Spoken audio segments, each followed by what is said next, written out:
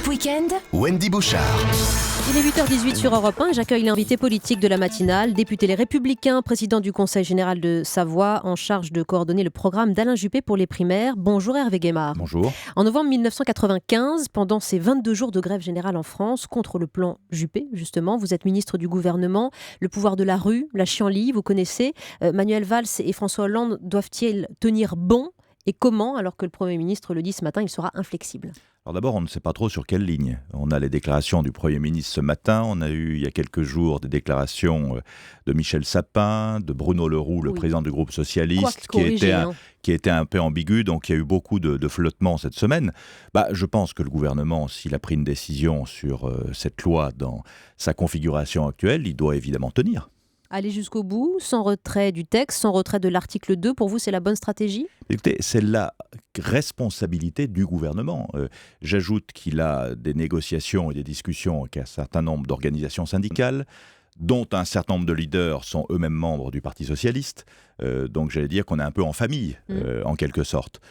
Sur le fond des choses, cette loi El Khomri est arrivée de manière un peu étonnante. Il y avait des choses bonnes dedans.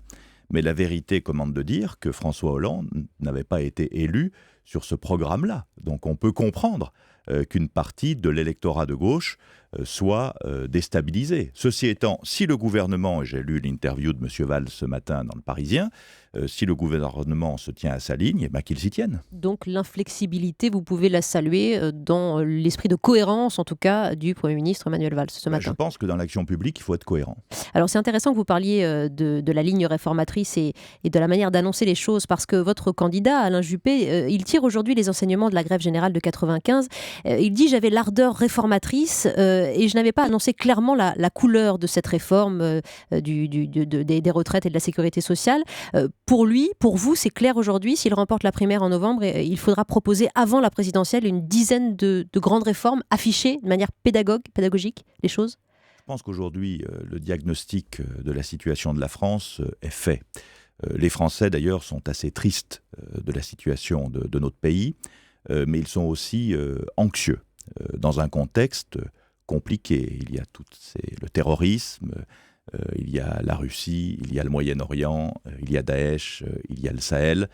Il y a de nombreuses années de décroissance française en termes de revenus par habitant. Donc la France s'est appauvrie, en gros, depuis 10 ans. Donc on ne sait plus trop où on en est. Et donc, je pense que les élections présidentielles de l'année prochaine sont la dernière chance de la France pour lui donner un cap. Ce que dit Alain Juppé est très simple, c'est qu'il prépare son projet en discutant avec les Français. Il le présente petit à petit. L'ensemble du projet sera présenté aux Français dans sa cohérence en septembre de l'année prochaine. Ensuite, il y aura les primaires, puis la présidentielle, et alors les Français voteront pour un projet. Mais il faut dire avant ce que l'on fait et comment on le fait. Parce que si on revient en 95, c'est vrai que dans la campagne de Jacques Chirac de 95, il n'y avait pas de projet de la réforme de la sécurité sociale. Jacques Chirac a beaucoup parlé dans sa campagne de la réforme de l'hôpital. Et je remarque que la réforme de l'hôpital que nous avons faite n'a pas posé de difficulté parce qu'il en avait parlé pendant la campagne électorale. Dès son élection, il avait d'ailleurs mis en place un haut conseil de la réforme hospitalière. Mais ce qui est vrai, c'est que nous n'avions pas parlé de la réforme de la sécurité sociale. Donc ce que dit Juppé sur les enseignements de 95 est très important. Il faut dire avant ce que l'on va faire et comment on va le faire. Et l'élection présidentielle, vaudra référendum. Hervé Guémard, et comment le faites-vous ? Eh bien, vous avez décidé de séquencer la campagne des primaires avec l'apparition de livres-programmes. La priorité pour l'école, l'État fort, l'économie. Il y en aura un autre en septembre. Alors, qui sera la synthèse, qui sera son projet pour la France, son nouveau discours à la nation française. Alors, y aura-t-il un chapitre sur la CGT ? 2,6% des salariés français qui bloquent aujourd'hui les raffineries, les centrales nucléaires, qui perlent de grève la SNCF ou la RATP, qui arrivent même à empêcher la parution des journaux. Qu'est-ce qu'on dit de la CGT aujourd'hui, du côté d'Alain Juppé ? La question, ce n'est pas la CGT en tant que telle. Aujourd'hui, c'est dans le bras de fer total. Les syndicats font partie de l'histoire de France. Ils ont un rôle très important à jouer dans notre système institutionnel.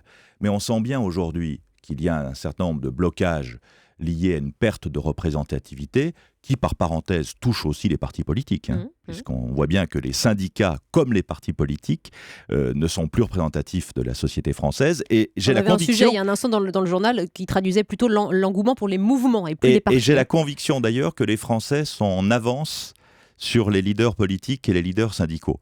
Donc pour répondre à votre question sur les syndicats, moi je pense que ce qui est très important, c'est l'entreprise elle-même, et que le dialogue social doit se faire dans l'entreprise. Et d'ailleurs, il y a une disposition dans la loi El Khomri actuelle qui, de mon point de vue, va dans le bon sens. L'article 2. Qui, de mon point de vue, va dans le bon sens. Oui, qui donne primauté aux accords d'entreprise sur les accords de branche. Alors, il y a l'image de la France dans cette crise sociale et, par exemple, la position de Total, qui gère 5 des 8 raffineries françaises quand même. Et le PDG, cette semaine, l'a dit très clairement, il pense revoir sérieusement ses investissements en France.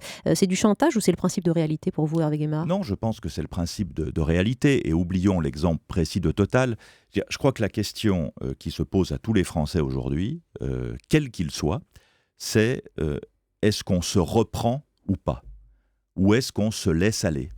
J'ai publié il y a quelque temps un essai historique qui s'appelle « Bonheur et grandeur, ces journées où la France ont été heureux ». Donc j'ai pris 13 journées de l'entrée d'Henri IV dans Paris, qui signe la fin des guerres de religion, jusqu'à la Coupe du Monde de 98. Et un des points communs de ces 13 journées, c'est que la France est grande, les Français sont heureux. Quand on cesse de se regarder le nombril, de rester dans le petit moi étriqué, jaloux, plein de ressentiments, pour passer du petit moi au grand nous collectif. Et je pense que ce qui manque à notre pays, c'est de recréer un projet collectif. Et comme nous n'avons plus de perspective, qu'il n'y a plus de projet politique. L'Europe est en difficulté, le monde est dans la situation que j'ai décrite tout à l'heure, la société souffre, donc il n'y a pas de ligne d'horizon, il n'y a pas de cap, et l'ambition de Juppé, c'est précisément pas tout seul, mais avec les Français, de désigner ce cap pour la France, pour qu'on sorte de nos égoïsmes et qu'on reconstruise un projet français. Nos ancêtres ont su le faire dans des situations bien plus catastrophiques que celles que nous connaissons aujourd'hui. Il faut y aller. En 30 secondes pour terminer, Hervé Guémard, il y a un sondage IFOP qui traduit un écart qui se resserre légèrement entre Alain Juppé, votre candidat, et le président des Républicains, Nicolas Sarkozy, 35 à 27%. Est-ce que l'avance reste, de votre point de vue, assez confortable, alors que Nicolas Sarkozy lui-même ne sait pas encore? Écoutez, l'élection primaire a lieu dans 5 mois, fin novembre. Ça fait 2 ans qu'on nous dit que Alain Juppé va s'écrouler. Je constate qu'il est toujours là, et bien là. Il mène une campagne de terrain et de proximité, et on verra bien le résultat à la fin du mois de novembre. Mais je pense du plus profond de moi-même, sinon je ne m'engagerai pas de cette façon, que c'est le président qu'il nous faut l'année prochaine. Hervé Guémard, merci. C'est rare de vous avoir à Paris un samedi. Vous qui êtes député de Savoie et président du Conseil général du même département. Merci beaucoup, Monsieur Guémard. Dans un instant, le journal de Roland Garros avec Christophe Lamar.